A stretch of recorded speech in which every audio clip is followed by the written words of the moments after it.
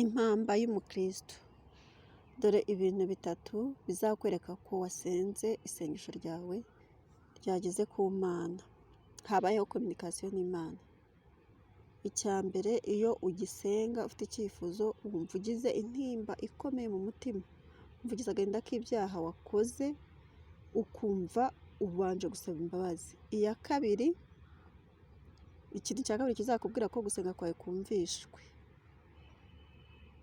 ni uko uzumva ugize ikiniga, ugize emosiyo cyangwa se ugize amarira utazi aho aturutse, wumva ugize ikiniga nk'umuntu nyine ufite umuntu ari kubwira.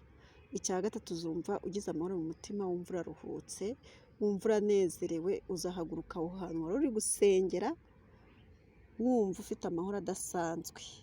Yari impamba y'umukristo. Murakoze.